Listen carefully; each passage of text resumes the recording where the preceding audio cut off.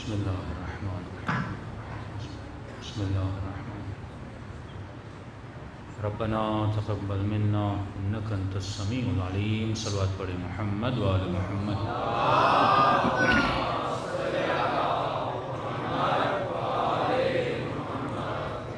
بسم اللہ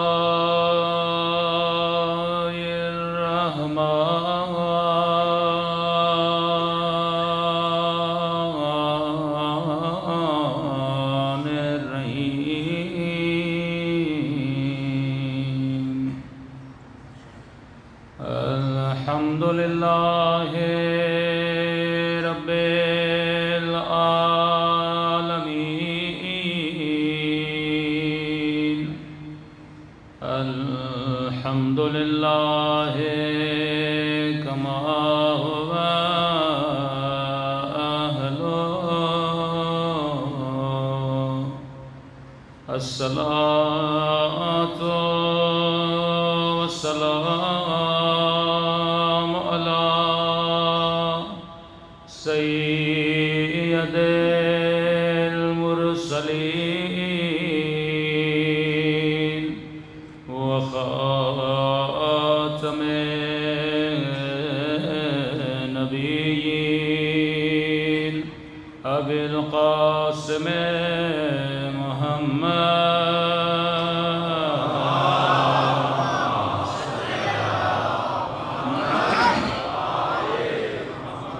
وعلى آله الطيبين الطاهرين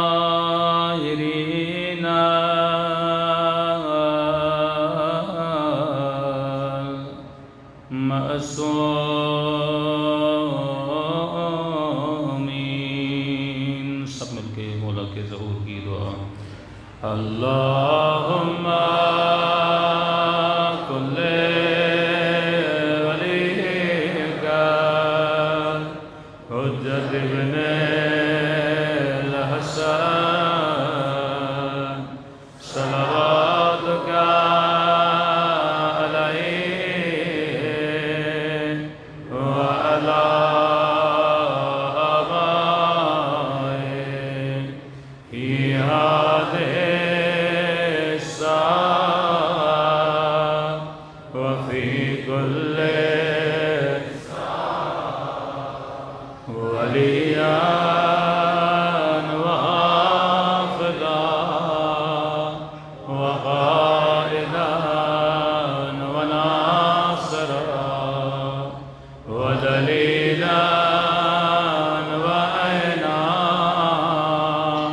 حتى تسكنه أرضك طوعا وتمتعه فيها طويلا برحمتك يا أرحم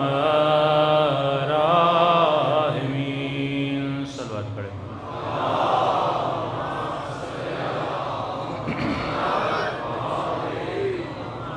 بسم اللہ الرحمن الرحیم. رب اشرح لی صدری ویسر لی امری واحلل عقدۃ من لسانی یفقہوا قولی. اما بعد فقد قال سبحانہ وتعالی فی محکم کتابہ بسم اللہ الرحمن الرحیم بقیۃ اللہ خیر لکم ان کنتم مؤمنین. صلوات پڑھیں محمد وآل محمد.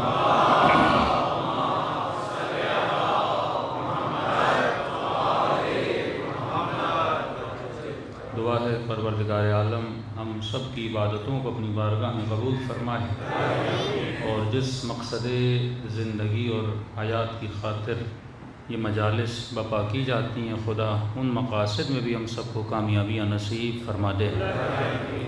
مسلسل آپ کی خدمت میں عرض کر رہے ہیں کہ اگر انسان اپنے خالق سے، اپنے مالک سے، اپنے نبی سے، اپنے امام سے اپنے رابطے کو مضبوط کرنا چاہتا ہے تو اس کے لیے ضرورت اس بات کی ہے کہ انسان اپنی تربیت کرے.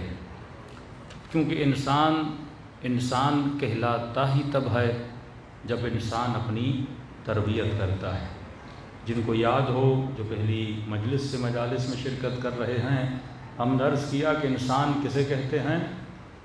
جو اپنی تربیت کرے، یعنی ایک قوہ، ایک طاقت، ایک صلاحیت خدا نے انسان کو دی ہے کہ انسان لامحدود تربیت پانے کی صلاحیت رکھتا ہے۔ یہ صلاحیت حیوان کے اندر نہیں ہے کہ وہ اپنی تربیت کر پائے۔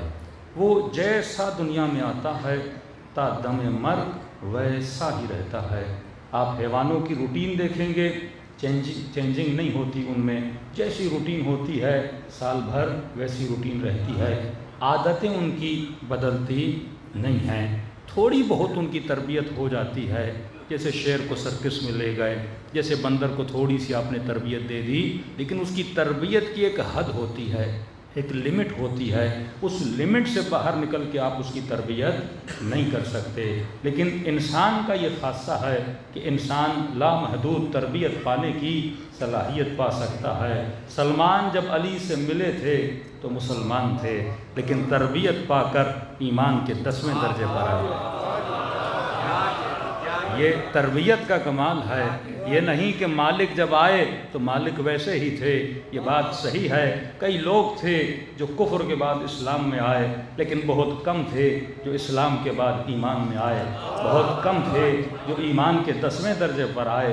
انسان تبھی خدا قرآن میں کہتا ہے اولئک کالانعام۔ کبھی سورہ جمعہ آپ پڑھتے ہیں، ہر جمعے کو خدا انسان کو گدھے کی نسبت دیتا ہے۔ یہ توہین بشر نہیں کہ اسے گدھا بولا جائے، لیکن یہ خود انسان اپنی توہین کرتا ہے جب گدھے والے کام کرتا ہے، انسانوں والے کام نہیں کرتا، کیونکہ انسان وہ ہے جو تربیت پاتا ہے۔ اللہ نے کیا کہا؟ یہ گدھے کی طرح ہے۔ جس طرح گدھا اپنی پیٹھ پہ سامان رکھتا ہے لیکن اس سامان سے فائدہ نہیں لیتا، اسی طرح یہ اپنی پیٹھ پہ کتابیں اٹھاتے ہیں پر کتابوں کے علم سے فائدہ نہیں لیتے۔ میری بات کو برا نہیں منائیے گا، مطلب یہ ہے کہ اگر کسی کے گھر میں قرآن ہو، قرآن سے فائدہ نہ لے، وہ گدھا ہے۔ یہ اللہ کی تفسیر ہے، میری نہیں۔ اولئک کالحمار، وہ کس کی طرح ہیں؟ گدھوں کی طرح ہیں۔ مطلب کسی کو کتابیں خریدنے کا شوق ہے، لائبریری بنانے کا شوق ہے۔ میرے گھر میں نہج البلاغہ پڑھی ہوئی ہے، میرے گھر میں قرآن پڑھا ہوا ہے، اور پوچھا جائے کیا تم نے نہج البلاغہ پڑھی ہے؟ تو کہتا ہے نہیں پڑھی ہے، پڑھی ابھی تک میں نے نہیں ہے۔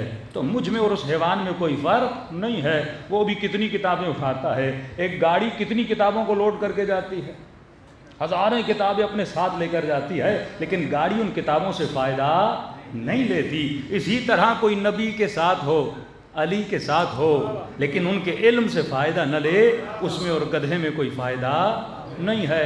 اسی طرح ہم مجلس میں آئیں، علم اہل بیت سنیں، لیکن اس پہ عمل نہ کریں، اگلا جواب خود لے لیجئے، پھر انسان کہاں سے کہاں تک پہنچ جاتا ہے۔ اسی لیے فرمایا جو علم لے لیکن علم پہ عمل نہ کرے، اس کی سزا بہت زیادہ ہوتی ہے۔ جو حقیقت کو سنے، حق کو پہچانے، لیکن حق کے پیچھے نہ جائے، حق کے پیچھے وہی جاتا ہے جو کون ہوتا ہے؟ انسان ہوتا ہے۔ اللہ نے حیوانوں میں کئی چیزیں رکھی ہیں ہماری نشانیوں کے لیے۔ آپ نے کئی بار دیکھا ہوگا کہ ایک بھینس آگے بڑھتی ہے، ٹرین اس کو ہٹ کرتی ہے، مر جاتی ہے، دوسری بھی اسی کے پیچھے جاتی ہے۔ یہ تمیز نہیں ہوتی کہ بھائی یہ بھینس گر گئی ہے۔ ایک بھینس کھائی میں گرتی ہے نا، دوسری بھی اس کے پیچھے جا کے گرتی ہے، تیسری بھی اس کے پیچھے جاتی ہے۔ ایک بکری کھڈے میں گرتی ہے، دوسری بکری بھی چلی جاتی ہے۔ جن کے گھر میں چوہے ہیں آپ آزما کر دیکھیے، ایک چوہے کے لیے آپ شکار بناتے ہیں، وہ وہاں پہ چپک جاتا ہے، دوسرا اس کے پیچھے، تیسرا اس کے پیچھے۔ تو فرماتے ہیں حیوانوں کی طرح نہ بنو کہ لوگ یہ کر رہے ہیں، زمانہ یہ کر رہا ہے، زمانہ وہاں پہ جا رہا ہے۔ مومن مچھر کی طرح نہیں ہوتا، مومن پہاڑ کی طرح ہوتا ہے۔ مومن فکر رکھتا ہے، مومن عقل رکھتا ہے، یہ جو کچھ کرتا ہے تربیت کے ساتھ کرتا ہے۔ جو کپڑے پہنو سوچ کے پہنو، جیسا حلیہ بناؤ سوچ کے بناؤ۔ کئی لوگوں سے پوچھتے یہ کیوں کیا؟ مولانا بیوی کے کہنے پہ۔ تم نے کیوں کیا؟ شوہر کے کہنے پہ۔ تم نے کیوں کیا؟ فرینڈز کو دیکھ کے کیا۔ تم نے کیوں کیا؟ ٹیچر ایسا کرتی تھی۔ ہمارے ہاں یہ معیار نہیں ہے، تمہارے ہاں معیار یا بطول ہے یا علی ہے۔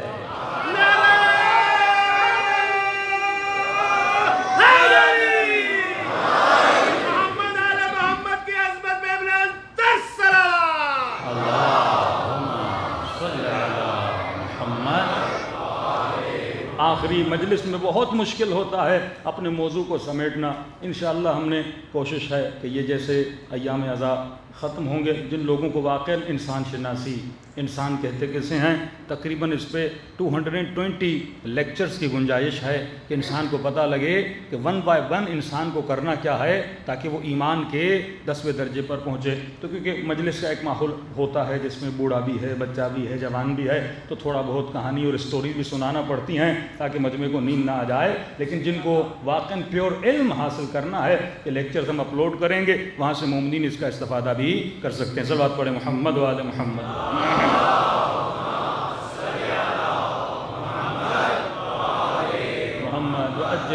تو سب سے پہلی چیز یہ ہے کہ انسان پہچانے کہ انسان کیا ہے۔ پھر ہم نے کہا انسان کے اندر نفخ الہی ہے، اللہ نے ہر بندے کے اندر اپنی نشانی چھوڑی ہے۔ ہم نے کہا کیسے پتہ چلے گا؟ یہ پتہ یہ ہے کہ ہر انسان کمال کا عاشق ہوتا ہے، جہاں اسے کمال نظر آ جائے۔ اب وہ پیسے کے پیچھے ہے کیونکہ پیسے میں اس کو کمال نظر آیا۔ کمال کی تعریف کیا ہے؟ ہر وہ شے جو منشأ اثر ہو، جس بھی چیز میں ہمیں اثر نظر آئے۔ مثلا پیسہ میں کیوں پسند کرتا ہوں؟ کیونکہ پیسہ میری کمزوریوں کو دور کرتا ہے، میری چاہتوں کو دور کرتا ہے۔ بندے کو جو کھانا ہے پیسہ ہو خرید لے، بندے کو سفر پہ جانا ہے پیسہ ہو چلا جائے، بندے کو جو بھی کرنا ہے پیسہ اگر ہاتھ میں، کیونکہ میری کمزوریوں کو دور کرتا ہے، لہٰذا میں پیسے کے پیچھے بھاگتا ہوں اور یہ سمجھتا ہوں اگر میری کمزوریاں دور ہو گئیں تو میں صاحب کمال بن جاؤں گا۔ لیکن معصوم فرماتے جو کچھ بھی تجھے مل جائے تجھے سکون نہیں ملنے والا۔ یہ پیسہ 1 ہفتہ، یہ گھر 2 ہفتہ، یہ ساری چیزیں تجھے ٹیمپریری سکون دیتی ہیں، لیکن پھر دیکھتے ہو یہ چیزیں جب تجھے چھوڑ کے جاتی ہیں تو بے سکون ہو جاتا ہے۔ کتنے میں نے والدین دیکھے جب اولادیں چھوڑ کے چلی گئیں بے سکونی زندگی گزار رہے تھے، کتنے ایسے شوہر دیکھے بیویاں نافرمان ہو کے چلی گئیں آج تک بے سکونی کی زندگی گزار رہے ہیں۔ اس لیے مولا فرماتے ہیں کسی بھی شے سے دنیا میں انلمیٹڈ محبت نہ کرنا، کیونکہ دنیا کی محبت تجھے تکلیف دیتی ہے، کیونکہ دنیا کی محبت میں وفا نہیں ہے۔ اتنی محبت کسی سے نہ کرنا، وہ چاہے اولاد ہو، وہ چاہے بیوی ہو، وہ چاہے ماں باپ ہو، کسی سے بھی حد سے زیادہ محبت نہ کرنا۔ اگر ان سے محبت کر رہے ہو تو خدا کی وجہ سے محبت کرنا۔ جب تک خدا ہے یہ محبت اللہ کی لائن میں ہونی چاہیے، اس کی اپنی انڈیپینڈنٹ لائن نہیں ہونی چاہیے، کیونکہ جب وہ لائن کٹے گی تیرا سکون تباہ ہو جائے گا۔ بس ایک محبت ہے جو کبھی کٹتی نہیں ہے، جس سے کبھی کمال جدا نہیں ہوتا۔ وہ کس کی محبت ہے؟ وہ خدا کی محبت ہے۔ اور کس نے اس سے محبت کی؟ حسین نے خدا سے محبت کی، علی نے خدا سے محبت کی، اور محبت کی رسی اور بندھن اتنا مضبوط تھا کہ گردن کٹ چکی تھی لیکن پھر بھی نو کے نیزہ پہ اللہ کی محبت میں قرآن کی تلاوت میں مشغول تھے۔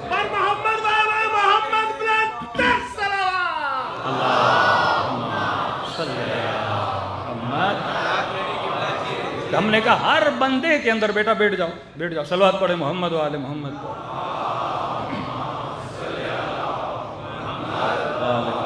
ہر بندے کے اندر ایک نشانی ہے۔ ہم نے کہا ایک ہے طالب، ایک ہے مطلوب۔ اگر میں کسی چیز کی طلب کرتا ہوں تو اس کا ہونا بہت ضروری ہے۔ پانی کی طلب ہے، پانی کا ہونا ضروری ہے۔ یہ ممکن نہیں ہے کہ آپ کے اندر کسی چیز کی چاہت ہو اور عالم خارج میں وہ چیز موجود نہ ہو۔ اگر پانی کی طلب ہے پانی موجود ہونا چاہیے، گوشت کی طلب ہے گوشت کا ہونا ضروری ہے۔ اور دوسری چیز، جس چیز کی ہم طلب کرتے ہیں یہ ضروری ہے کہ ہم نے پہلے اسے چکھا ہوا ہو۔ جب تک چکھتے نہیں ہے تب تک اس کی طلب نہیں کرتے۔ تو ہر بندہ لامحدود کی خواہش کرتا ہے، ہر بندہ کمال مطلق کی خواہش کرتا ہے۔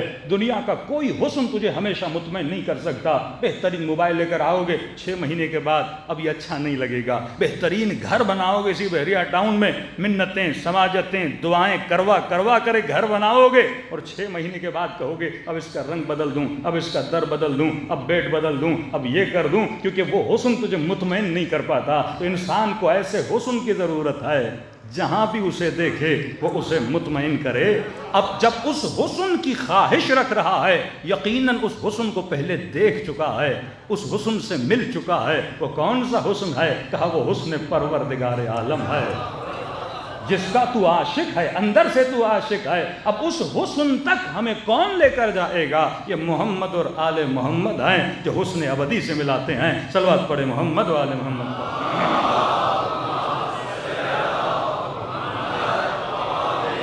محمد وعجل فرجهم۔ آج ایک چھوٹا سا فارمولہ دے رہا ہوں اور تھوڑی سی قرآن میں سورہ حمد کی تفسیر کرنا چاہتا ہوں۔ میں نے کراچی میں پڑھی تو کئی لوگوں نے ڈیمانڈ کی مولانا یہاں بھی پڑھ دیجئے، کیونکہ کئی ہمارے مسائل شیعہ سنی کے کئی ایشوز اس سورہ حمد میں طے کیے جاتے ہیں۔ میں نے کہا یہ ہو نہیں سکتا کہ خدا بندے کو خلق کرے اور اسے کلیئر راستہ نہ بتائے۔ اللہ ہمیں خلق کرے، بھائی ہم رسول خدا کے زمانے میں پیدا نہیں ہوئے، ہمارا کیا قصور ہے؟ ہم نے نبی کو نہیں دیکھا، ہم نے علی کو نہیں دیکھا، ہم نے اصحاب رسول کو نہیں دیکھا۔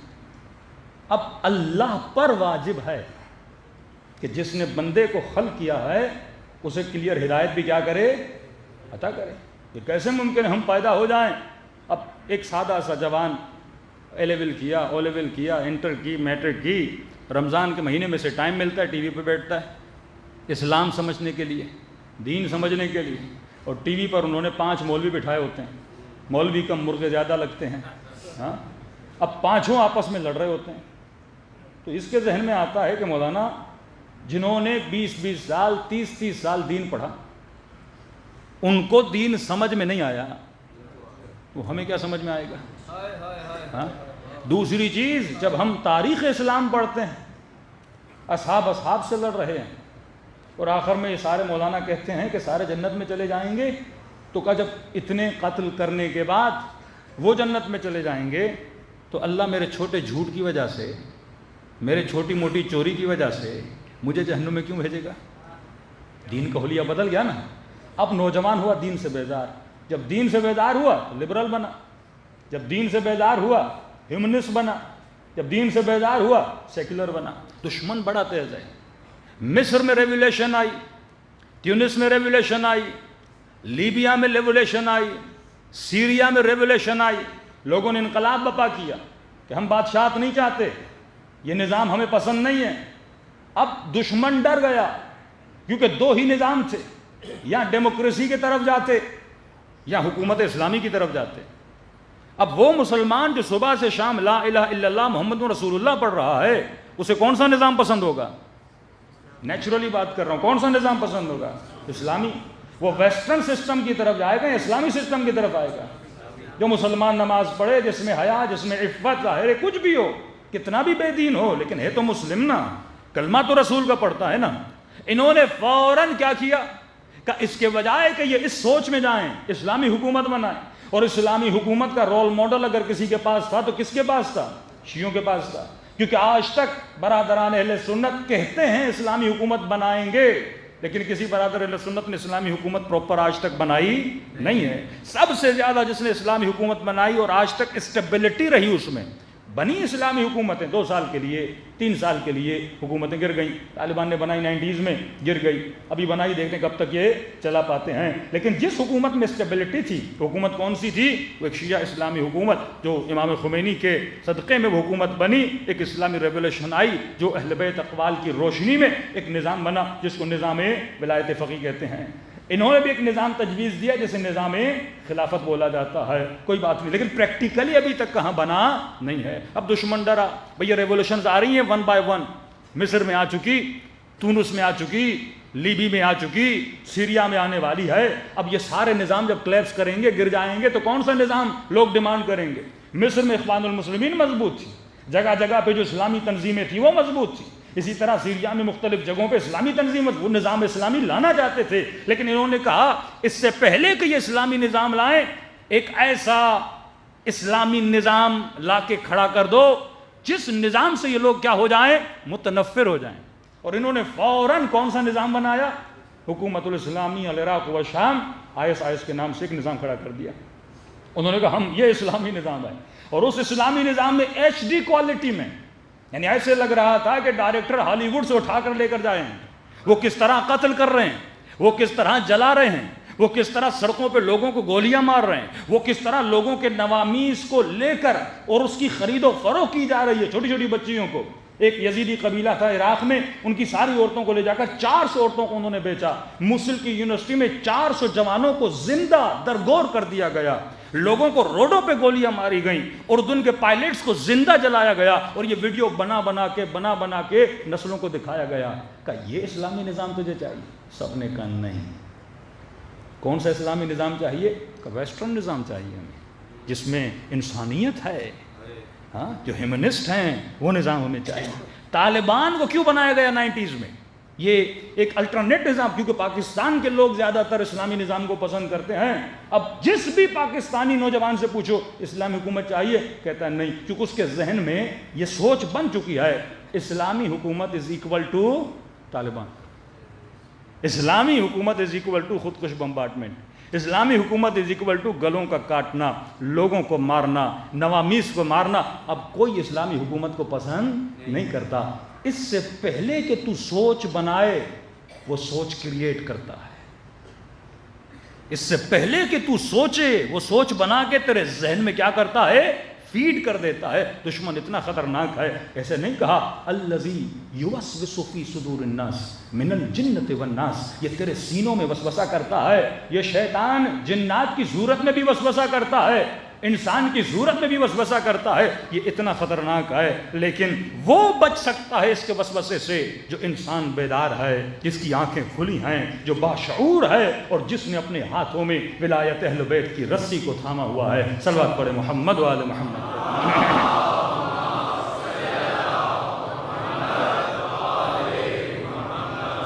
واللہ اگر رسول خدا کے بعد آر رسول کو زمام حکومت دیا جاتا، آج پوری دنیا میں مسلمان عزت سے زندگی گزار رہے ہوتے۔ اگر ہم لن تضلوا بعدی ابدا، لام نون جہاں بھی آتا ہے، کبھی بھی میرے بعد گمراہ نہیں ہوگے۔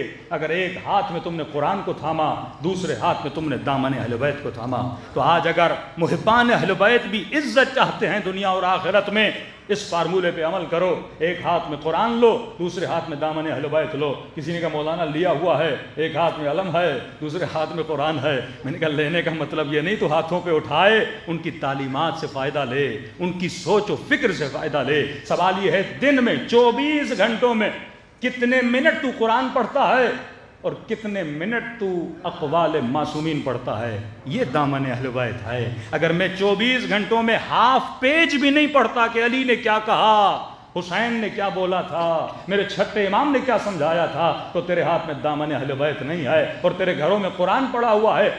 ہاف پیج بھی اگر تو ڈیلی نہیں پڑھتا تو یہ قرآن تجھے ہدایت نہیں دے گا۔ اچھا، چلتے ہیں ایک روڈ میپ کی طرف۔ اب 5 منٹ کے لیے تصور کریے کہ ہمارا تعلق کسی دین و مذہب سے نہیں ہے، ہم پیدا ہوئے دنیا میں آئے۔ اللہ کی ذمہ داری ہے کہ ہمیں کیا دے؟ ہدایت دے۔ یہ ڈیوٹی اللہ کی ہے۔ ہدایت کس کے ذریعے سے؟ میں نے کئی سال پہلے آپ کو مجلسوں میں بتایا تھا کہ ایک چھوٹا سا موبائل بھی آپ کسی کمپنی سے لیتے ہیں تو کمپنی والے اس کے ساتھ کیا دیتے ہیں؟ گائیڈ بک دیتے ہیں۔ یہ کیسے ممکن ہے اتنی بڑی مشین خدا بنائے اور اس کو کوئی گائیڈ بک نہ دے؟ مجھے ڈاکٹر بتائے گا اس بدن کو کیسے چلانا ہے، مجھے حکیم بتائے گا اس بدن کو کیسے چلانا ہے۔ گائیڈ بک وہی دے سکتا ہے یا کریٹر ہو۔ گائیڈ بک کون دے سکتا ہے؟ اس شے کا یا کریٹر ہو یا اسپیشلائزیشن کی ہو اس نے، اس کریٹر کی یونیورسٹی میں، جس نے اس کو سمجھایا ہو کہ یہ بدن کیسے چلتا ہے، جسے ہم انسان کامل کہتے ہیں۔ انسان کامل انبیاء خدا ہیں، انسان کامل 11 امام ہیں جنہیں خدا نے نومینیٹ کیا۔ یہ پچھلے سال کی مجلسوں میں پڑھ چکا تھا۔ تبھی 3 اطاعتوں کو واجب کیا، اللہ کی اطاعت، رسول کی اطاعت، تیسرا اس کی اطاعت جو حالت رکوع میں زکوٰۃ دیتا ہوا نظر آ گیا، یا اولی الامر کی اطاعت۔ یہ قرآن میں صراحاً موجود ہے۔ آج پوچھو یہ اولی الامر کون ہے؟ اب میں زیادہ تفصیل میں نہیں جا رہا، آسان جملوں میں خدا نے انسان کو گائیڈنس دی ہے۔ گائیڈنس خدا کہاں دے رہا ہے؟ قرآن تو بہت بڑا ہے۔ جب آپ کسی بھی کمپنی کی کوئی گائیڈ بک لیتے ہو تو شروع میں ایک خلاصہ اس میں لکھا ہوتا ہے، پھر کہتے ہیں ان ڈیٹیل میں جانے کے لیے اس پیج پہ جاؤ، اس پیج پہ جاؤ۔ تو اللہ نے بھی گائیڈ کرنے کے لیے قرآن کا ایک سورہ تھا جس کو دن میں کئی مرتبہ پڑھنا واجب قرار دیا، جس کا نام ہے فاتحۃ الکتاب۔ یہ سمجھو انباکس ہے، انڈیکس ہے، اس میں سب کچھ پروردگار عالم نے رکھا ہوا ہے، تبھی اس کو واجب قرار دیا۔ مطلب مجھے جو گائیڈنس ملنی ہے وہ کس سے ملنی ہے؟ سورہ حمد سے ملنی ہے۔ اگر یہ سورہ نہیں پڑھا تو نماز نہیں، کیونکہ اس سورہ میں خدا نے اپنی ساری معلومات رکھی ہیں، کہاں سے ہدایت لینی ہے، کس کے پیچھے جانا ہے، کیا کرنا ہے، کیا نہیں کرنا، کس کے راستے پہ چلنا ہے، کس کے راستے پہ نہیں چلنا۔ بہترین گائیڈنس ہے سورہ حمد میں۔ اگر ہم اسی سورہ پہ غور کریں، ہماری دنیا آباد، ہماری آخرت آباد ہو جاتی ہے۔ چلیے ہم اب تصور کیجئے، آپ کا کوئی دین نہیں ہے، کوئی مذہب نہیں ہے، آپ جسٹ ایک انسان ہیں، آپ کو پتہ چلا ہے کہ کسی نے مجھے بنایا ہے اور اس نے مجھے کیا دی ہے، گائیڈنس دی ہے۔ اب مجھے نہیں پتا میرے بنانے والا کون ہے، مجھے یہ بھی نہیں پتا میں کون ہوں، اور مجھے یہ بھی نہیں پتا کہ دنیا میں آ کر مجھے کرنا کیا ہے۔ اب آپ کو ایک پیج دیا جاتا ہے، بھائی یہ ساری تمہاری گائیڈنس ہے، کیا کرنا ہے، کیا نہیں کرنا، کس ایڈریس پہ جانا ہے، کس ایڈریس پہ نہیں جانا، ہم تجھے سورہ حمد میں بتا دیتے ہیں۔ شروع کرتے ہیں، بسم اللہ الرحمن الرحیم۔ جو بھی کام کرو، اللہ کہتا ہے اس طرح شروع کیا کرو۔ پانی پیو، جو بھی کام کرو زندگی میں اس طرح شروع کیا کرو، بسم اللہ الرحمن الرحیم۔ شروع کرتا ہوں کس کی مدد سے؟ نہیں، کس کی مدد سے؟ شروع کرتا ہوں اس میں خدا کی مدد سے۔ اگر اس طرح ہوتا نا باللہ الرحمن الرحیم، تو ترجمہ یہ ہوتا شروع کرتا ہوں اللہ کی مدد سے۔ اللہ اپنے اور مدد کے بیچ میں اسم لا رہا ہے۔ شروع کرتا ہوں اس میں خدا کی مدد سے۔ یہاں پہ ایک شبہہ ہے نا کہ غیر اللہ سے مدد نہ مانگی جائے۔ اللہ نے اپنے بیچ میں اور مدد کے بیچ میں کیا لایا ہے؟ اسم لایا ہے۔ شروع با استعانت ہے، شروع کرتا ہوں اس میں خدا کی مدد سے۔ چھٹے امام فرماتے ہیں نحن اسماء اللہ، ہم اللہ کے اسم ہیں۔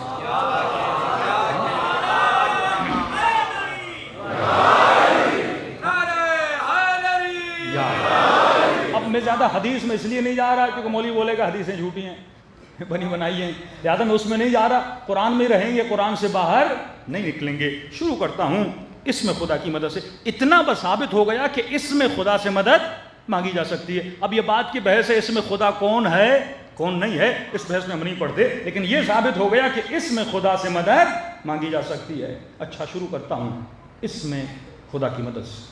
کون خدا؟ مجھے کیا پتا، وہ خود اپنا تعارف کروائے گا۔ میں وہ اللہ ہوں جو رحمان ہے، میں وہ اللہ ہوں جو رحیم ہے۔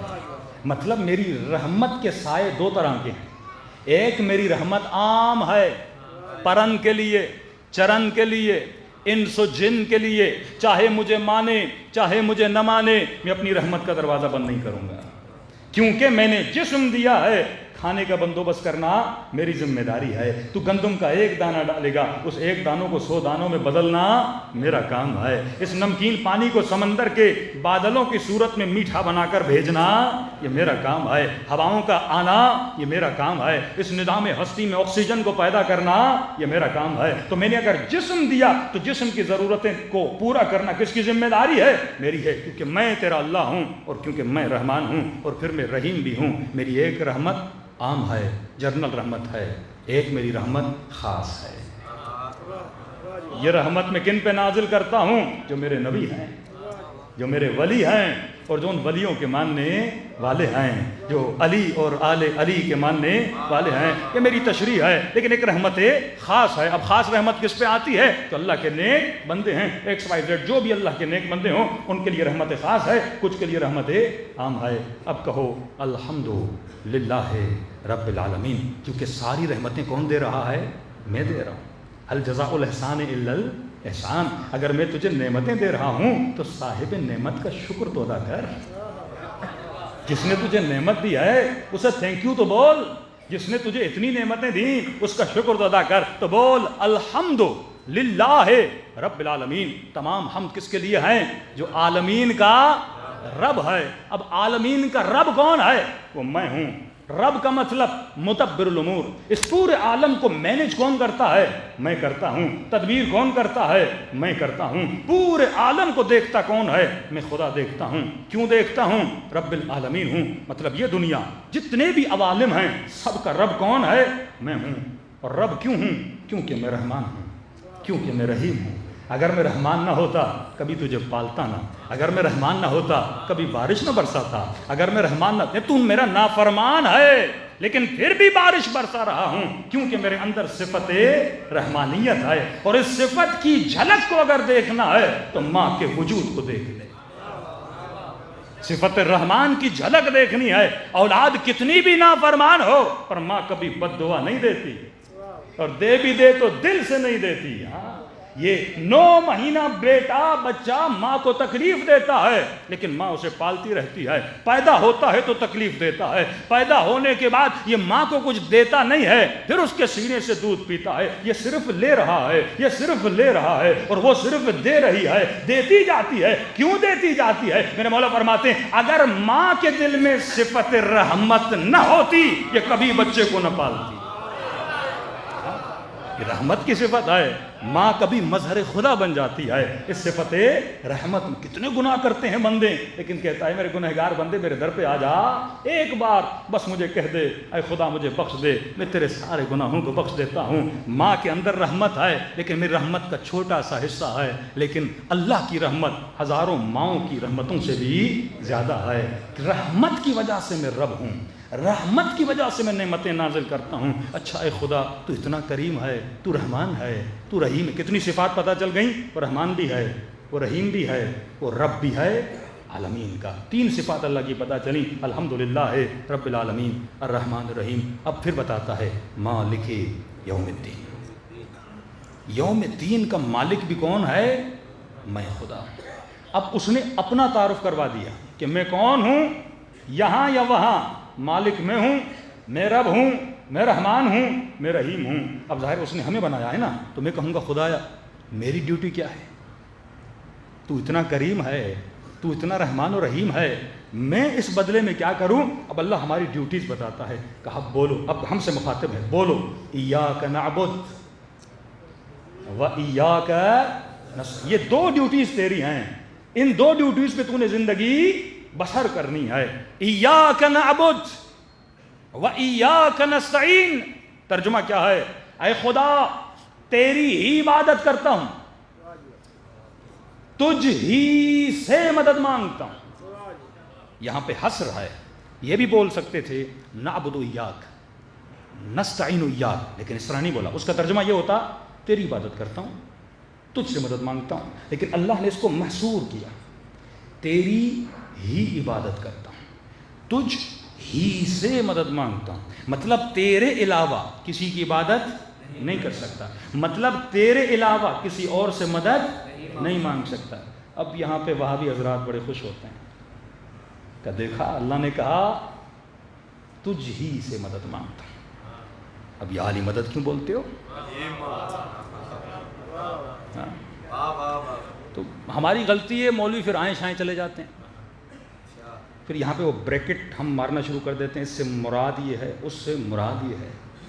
یہ چیز بڑی غلط ہے۔ جب اللہ صراحتاً ایک جملہ بولے اس جملے سے ہی مطلب کا نکلنا بہت ضروری ہے۔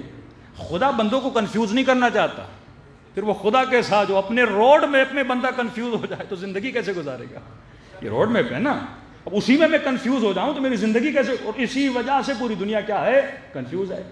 ہر وہابی بندہ یہی آیت پڑھتا ہے، دیکھو ایاک نستعین، میں تجھ ہی سے مدد مانگتا ہوں، کشیہ مشرک ہے، یہ کہتا ہے یا علی مدد، مشرک ہے۔ محمد علی مرزا بھی اسی آیت کی رٹ لگاتا ہے، ایاک نعبد ایاک نستعین، تیری عبادت کرتا ہوں، تجھ سے مدد مانگتا ہوں۔ کئی جوانوں نے کہا مولانا اس کا جب، میں نے کہا بڑا سمپل ہے، اگر ترجمے پہ چلو گے، ایک بات جب سورہ حمد کا ترجمہ کرو کسی بھی برادر کے سامنے، مسلم کے سامنے، تو اس کو سورہ حمد سے باہر جانے نہ دو، بولو یہی سورہ ہے جو ریپیٹڈلی پڑھنا واجب ہے۔ اگر باہر کی کوئی آیت آنی ہوتی تو اللہ اس کو بھی کیا کرتا؟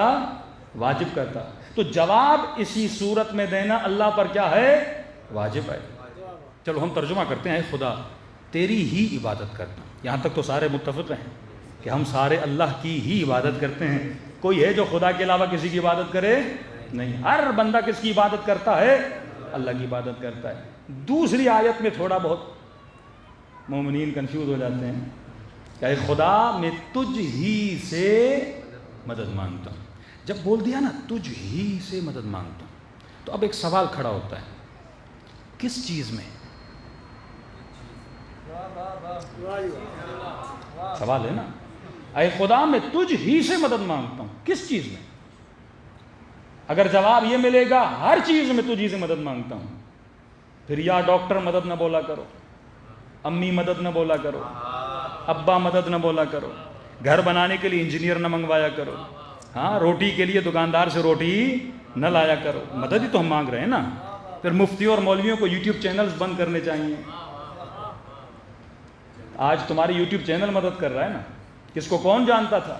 گھر میں بیٹھ کے آپ نے 2 ملین سبسکرائبر بنا دیے، کس سے مدد لے رہے ہیں؟ میں ان چیزوں کا منکر نہیں ہوں، لیکن ایک سوال کھڑا کر رہا ہوں کہ جب آپ بولتے ہیں نا ایاک نستعین، اے خدا میں تجھ ہی سے مدد مانگتا ہوں، سوال ہے کس چیز میں تجھ سے مدد مانگتا ہوں؟ یہ واضح ہونا چاہیے نا، میں کس چیز میں تجھ سے مدد مانگتا ہوں۔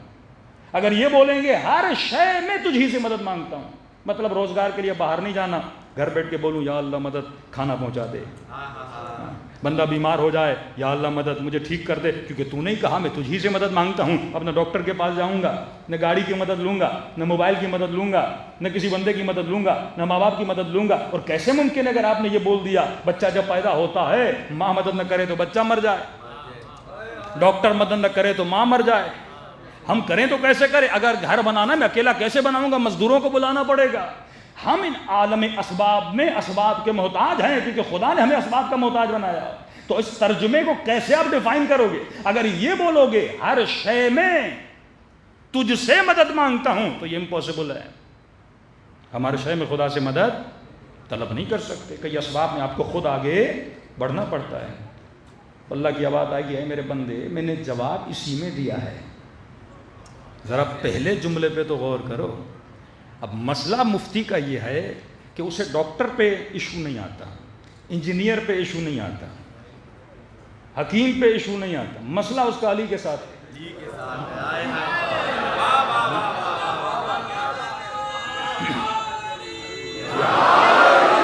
یہ بات میری سمجھ سے باہر ہے۔ پھر کہتے نہیں مردہ سے نہیں مانگ سکتے، زندہ سے۔ بھئی اللہ نے کب بتایا مردہ اور زندہ؟ یہ تو تم نے بتایا مردہ اور زندہ۔ سورہ ہم نے یہ تو نہیں کہا کہ مثلا مجھ ہی سے مدد مانگو لیکن زندہ سے مانگ سکتے ہو، مردہ سے نہیں مانگ سکتے، یہ تو سورہ ہم نے نہیں آیا۔ اگر کسی اور سورت سے تم نکال رہے ہو اس سے میرا سروکار نہیں ہے، کیونکہ روڈ میپ کس میں ہے؟ سورہ ہم میں ہے، تو جواب بھی کس میں ہونا چاہیے؟ اسی میں ہونا چاہیے۔ جواب موجود ہے لیکن آپ ذرا غور کریں گے تو آپ کو جواب بھی مل جائے گا۔ اللہ نے کہا میں نے پہلے جملے میں جواب دیا ہے، ایاک نعبد، اے خدا تیری ہی عبادت کرتا ہوں۔ ایاک نعبد و ایاک نستعین میں واو ہے، واو عاطفہ، جو اگلے جملے کو پچھلے جملے سے کیا کرتا ہے؟ جوڑتا ہے۔ اے خدا تیری ہی عبادت کرتا ہوں اور تیری عبادت میں تجھ ہی سے مدد مانگتا ہوں۔ یہاں مدد عبادت میں ہے، نعبد جب آپ بولتے ہو نا تیری ہی عبادت کرتا ہوں، اب اس عبادت میں کون میری مدد کرے گا؟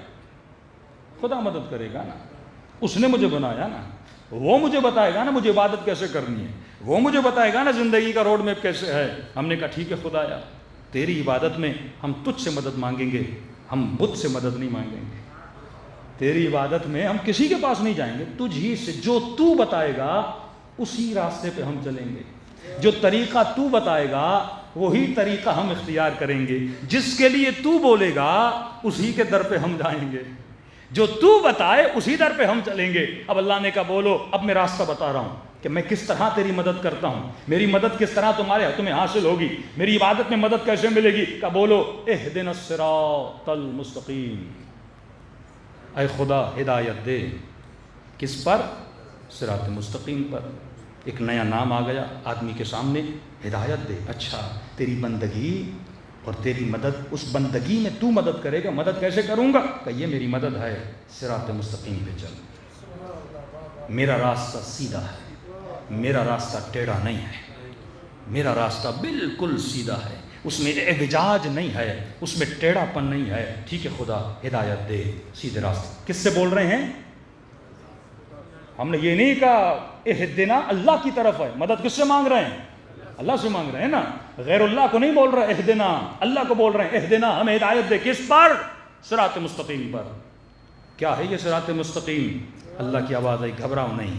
یہ صراط مستقیم کیا ہے یہ بھی بتا دیتا ہوں. صراط الذین انعمت علیہم، یہ ان کا راستہ ہے جن پر میں نے اپنی نعمتوں کو نازل کیا. کلیئر خدا نے راستہ بتایا کنفیوژن سے انسان کو نکالنے کے لیے. میرا راستہ سیدھا ہے، اے خدا مجھے کیسے پتا چلے؟ کوئی فٹ تو بتانا کہ جس کو دیکھ کے میں راستے پہ چلوں. بھائی ایک ٹیشو پیپر بھی بنتا ہے نا، پہلے اس کا نقشہ ہونا ضروری ہے. مجھے نقشہ تو بتانا، میں کس کو دیکھ کے چلوں؟ مجھے راستے کا کیسے پتا چلے؟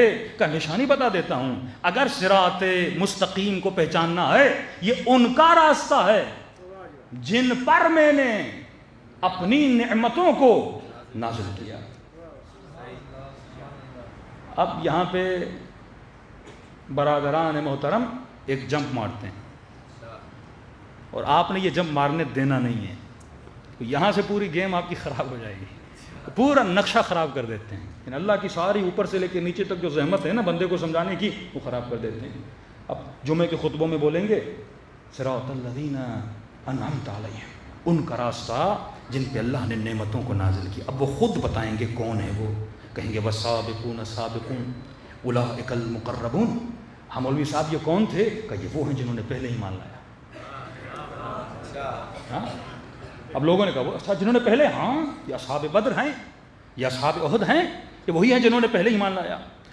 آج تک کوئی شیعہ عالم اس کا انکاری نہیں ہے کہ جنہوں نے پہلے ایمان لایا ان پہ اللہ کی نعمتیں نہیں تھیں. سب پہ اللہ کی نعمتیں تھیں. لیکن میرا سوال یہ، اگر یہیں پہ رک جاؤ گے نا اپنی تفسیر کرنے، اللہ سے پوچھو نا اپنی تفسیر کیوں کر رہے ہو؟ اگر بات یہ جن پہ میں نے اپنی نعمتیں نازل کی ان کا راستہ ہے، تو ایک مکھی پر بھی تو اللہ کی نعمت ہے کہ نہیں؟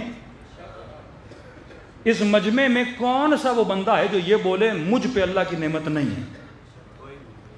ہر وجود جسے خدا نے خلق کیا ہے اس پہ اللہ کی نعمت ہے. اب میں یہاں پہ رک جاؤں، اچھا صراط الذین انعمت علیہم جس پہ میں نے اپنی نعمتیں نازل کی، یہ بولے گا مولانا مجھ پہ اللہ کی نعمت ہے، مجھے انسان بنایا ہے، اس کے راستے پہ چلوں، اس کے راستے پہ چلوں. کروڑوں لوگ ہیں جن پہ اللہ کی نعمت ہے، انسانوں سے لے کے حیوانوں تک، حیوانوں سے لے کے حشرات تک، حشرات سے لے کے درختوں تک، کروڑوں اللہ کی آبادی. کوئی بندہ، کوئی وجود، کوئی جماعت، کوئی نبات ایسا نہیں ہے جس پہ اللہ کی نعمت نہیں ہے. تو خدا کیا میں کس کس کے راستے پہ چلوں؟ اللہ کی آواز ہے کہ گھبراتے کیوں ہو؟ جواب میں نے سورہ ہم میں دیا ہے. صراط الذین انعمت علیہم، یہ وہ ہیں جن پہ میں نے اپنی نعمتوں کو نازل کیا. خدارا مسلمان کے لیے خدا نے اتنی کلیئر تفسیر بتا دی ہے، اگر پھر بھی اسے ہدایت نہ ملے، یہ تعصب بار اس کا نصیب ہے کہ اسے ہدایت نہیں مل رہی. کہا صراط الذین انعمت علیہم، یہ وہ ہیں جن پہ میں نے اپنی نعمتیں نازل کی. خدایا صفت تو بتا، نشانی تو بتا، علامت تو بتا. یہاں ہزاروں نعمت والے ہیں، میں کس نعمت والے کے پیچھے چلوں کہ جس میں یہ دو صفات ہوں؟ صراط الذین انعمت علیہم غیر المغضوب علیہم، یہ وہ ہیں جن پہ میں کبھی غضبناک نہیں ہوا.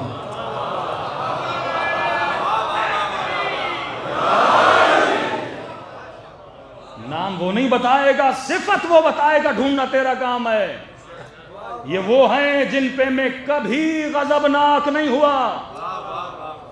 اب میرا سوال ہے، جو کبھی زندگی میں شراب پیتا رہا، جو کبھی بت پرستی کرتا رہا، جو کبھی نبی کو چھوڑ کے میدان سے جاتا رہا،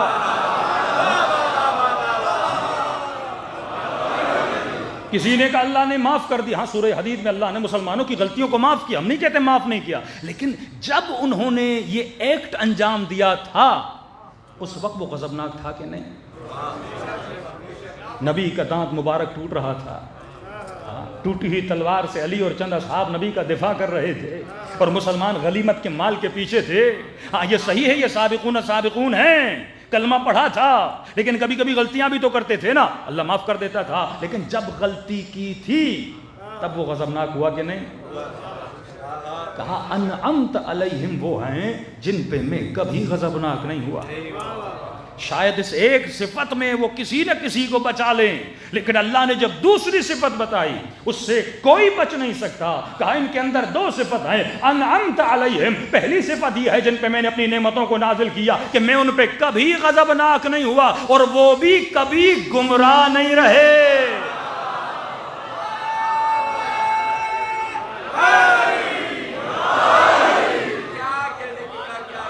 کوئی لا کر دکھاؤ ایسا.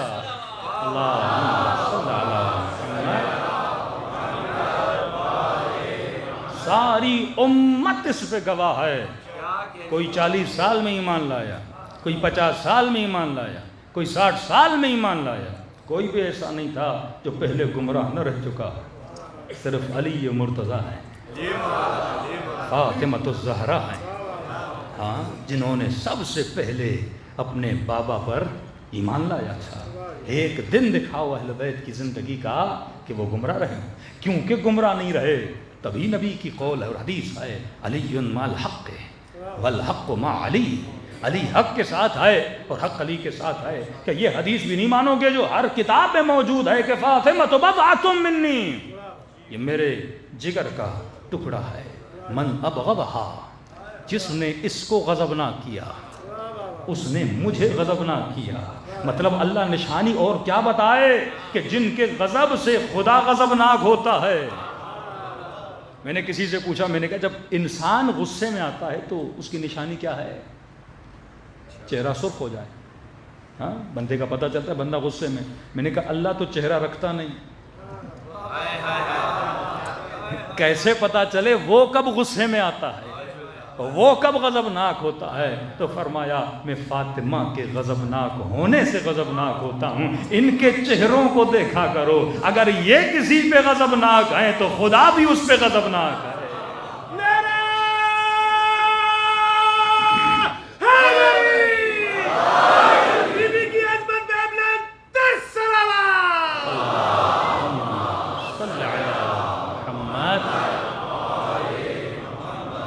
آج مسلمان صرف بیٹھ جائے اور فضائل اہل بیت میں جو نبی نے حدیثیں بولی ان کو جمع کرنا شروع کرے. کچھ تو تھا نا آل رسول کے لیے جس کے بارے میں اتنی حدیثیں، اتنی فضیلتیں. مباہلہ میں اگر لے جا رہے ہیں، قرآن کی آیت ہے نا، اپنا نفس بنا کے علی کو لے جا رہے ہیں، بیٹیوں کی جگہ پہ فاطمہ کو لے جا رہے ہیں، بیٹوں کی جگہ پہ حسن و حسین کو لے جا رہے ہیں. اتنی معرفت تو تھی نا اس زمانے کے مسیحیوں کو، جب انہوں نے یہ چہرے دیکھے کہ ہم مباہلے پہ نہیں آئیں گے. یہ ایسے پاک چہرے لے کر آئے ہیں. تو بہترین تفسیر خدا نے سورہ حمد میں بتا دی، روڈ میپ بتا دیا.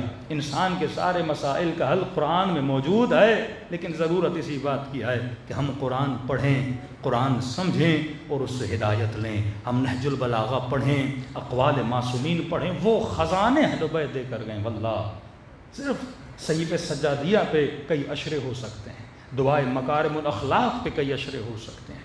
امام جعفر صادق کا رسالہ حقوق ہے، صلوات پڑھیں.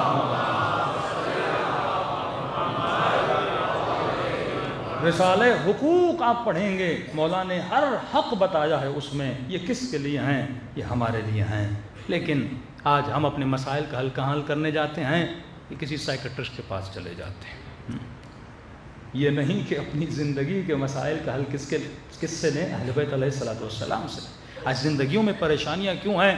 کیونکہ اللہ کی سب سے بڑی نعمت اور دولت جو اللہ نے انسان کو دی وہ انسان کی اولاد ہے. میں بار بار مجلسوں میں کہہ رہا ہوں، اپنی نسلوں کو بچاؤ. کبھی مال دنیا کی خاطر، لگژری لائف اسٹائل کے لیے اپنی زندگیوں کو تباہ و برباد نہ کرنا. اللہ رزق حلال دے رہا ہے، کماؤ، محنت کرو. مال کا دشمن خدا نہیں ہے. معصوم فرماتا ہمارے شیعوں کی کچھ نشانیاں ہیں. مولا کیا نشانیاں ہیں؟ فرماتا یہ غریب ہوں یا امیر ہوں، یہ ہمیشہ مومنوں کی مدد کرتے ہیں.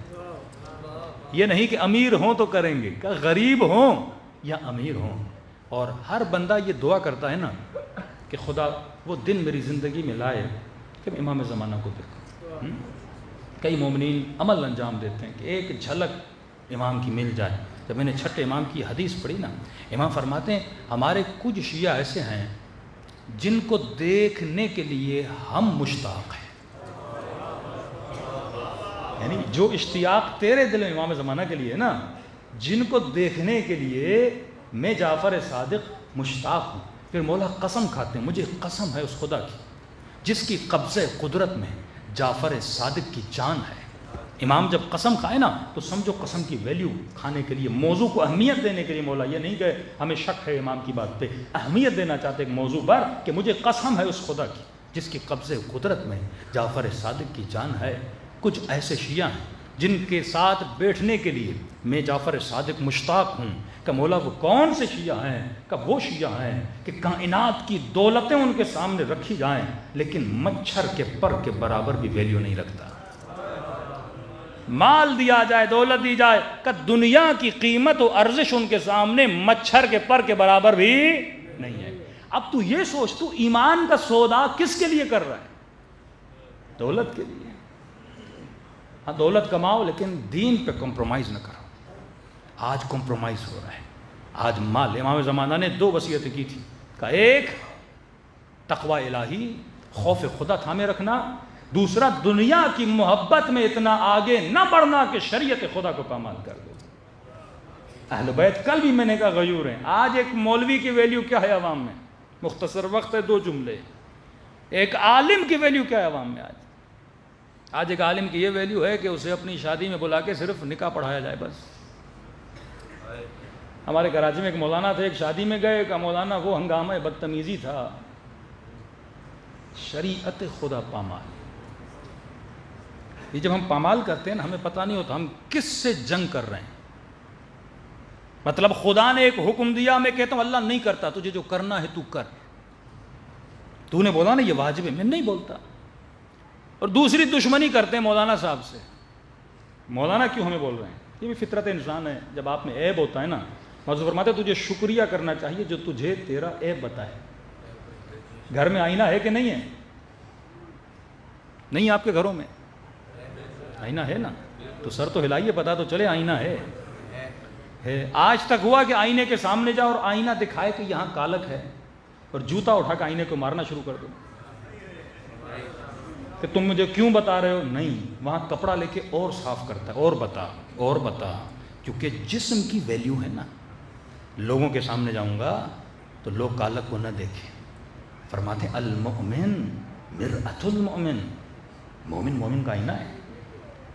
تجھے اگر اپنے عیب کا پتہ چلے اسے دور کر, تو لڑتا کیوں ہے؟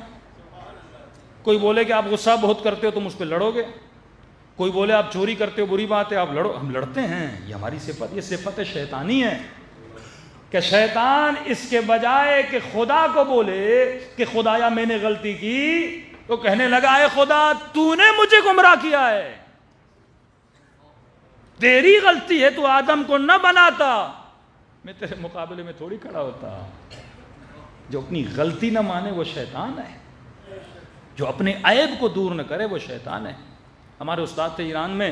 اب ظاہر ہے آج کل ایرانی جوانوں میں بھی بڑی تیزی سے بے دینی پھیل رہی ہے. دشمن خاموش نہیں بیٹھتا, کہیں بھی خاموش نہیں بیٹھتا, یہ آپ کی بھول ہے. تو کہتے ہیں ایک جگہ تبلیغ کرنے گئے, کہا بھائی حجاب کرو, روزہ رکھو, نماز پڑھو. کہتے ہیں مجلس پڑھ کے باہر نکلے. اب ظاہر کئی بے دین لوگ بھی تو ہوتے ہیں نا, ان کو مولویوں کو چڑھانے میں مزہ آتا ہے. اب وہ یہ سمجھتے ہیں اگر ہم بے دینی کریں گے تو مولوی چڑھ جائے گا. کوئی خاتون کے مولانا کے سامنے چلو, انہوں نے آج حجاب پہ پڑھا ہے, میں حجاب اتار کے سامنے سے گزرتی ہوں تو مولانا اب ہمارا کیا جائے, آپ حجاب نہیں کرو گی جہنم میں جوتے خود کھاؤ گی, مولوی کا کیا جانا ہے. تو کہتے ہیں یہ جیسے مولانا کہتے ہیں میں گاڑی میں بیٹھا, رمضان کا مہینہ تھا, تو کہتے ہیں اس جوان نے آ کے میرے ساتھ گاڑی کھڑی کر دی, کھڑی کر کے میرے سامنے سگریٹ پینے لگا. رمضان کے مہینے میں حرام ہے, سگریٹ پینے لگا, اور اس نے سگریٹ کا ایک کش لیا اور شیشہ نیچے کیا اور مجھے اشارہ کیا مولوی صاحب شیشہ نیچے کرو. کہتے میں نے شیشہ نیچے کیا, وہ سارا دھواں اس نے میرے منہ میں مارا, یہ بتانے کے لیے کہ تم نے منع کیا ہے لیکن میں پی بھی رہا ہوں اور تجھے دکھا بھی رہا ہوں. تو ہمارے استاد تھوڑے ہنسے. اس جوان کو کہا مجھے کیوں مار رہے ہو, میں نے تھوڑی منع کیا ہے, اللہ نے منع کیا. اسے کہا دوبارہ کش مار, مضبوط مارنا اس بار. اس نے کہا کیوں, کہا مار تو صحیح. اس جوان نے پھر سوٹا مارا. اب اسے کہا سر اوپر کر, آسمان کو مار دعا. کہا اوپر کیوں ماروں, کہا میں نے حکم نہیں دیا, اللہ نے دیا, تو اللہ کو دعا مار. تو جنگ خدا کے لیے نکلا ہے.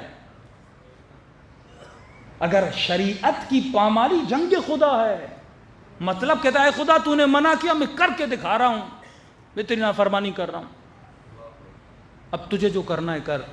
اللہ کہتا ہے میں مہلت دے رہا ہوں، جب تک زندہ ہے مہلت دے رہا ہوں، مجھے جو کرنا ہے تو قبر میں آ. پھر وہاں پہ واپسی کا راستہ نہیں ہے. امیر سے امیر بندہ آخر کہاں؟ قبر. بڑے سے بڑا افسر ہو کہاں جائے گا؟ قبر. دولتیں، اولادیں، سب کچھ بندہ چھوڑ کے چلا جاتا ہے. تو قبر میں تو آ، پھر میں تجھے بتاتا ہوں کہ خدا کی قدرت کیا ہے. تو کہنے لگے مولانا کراچی میں شادی میں گئے، ہنگامہ، لیڈیز مرد مکس. یہ ماحول کیا بحریہ میں نہیں ہے؟ کہ ہمارے گھروں کا یہ ماحول نہیں ہے؟ کہ ہماری شادیوں کا یہ ماحول نہیں ہے؟ کہ انہوں نے کہا میں نکاح نہیں پڑھا تھا، کہ اس بندے نے پسٹل نکال لیا. مولوی صاحب نکاح نہیں پڑھاؤ گے تو مارے جاؤ گے، بے عزتی کرواؤ گے ہماری. اتنے لوگ آئے اور اینڈ ٹائم پہ مولوی نہ ملے، نکاح کون پڑھائے گا؟ یعنی کتنی بھی شادیاں رچائے پھر بھی کس کا محتاج ہے؟ مولوی کا محتاج ہے نا. انہوں نے کہا میں نہیں پڑھاؤں گا، مارنا ہے تو مار دو.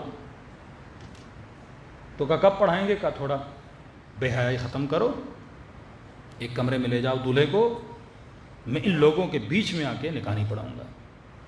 کہتے ہیں مولانا جلدی جلدی میں نے نکاح پڑھایا، جو اس نے نذرانہ جو بھی دینا تھا وہ بھی اس کے منہ پہ مارا.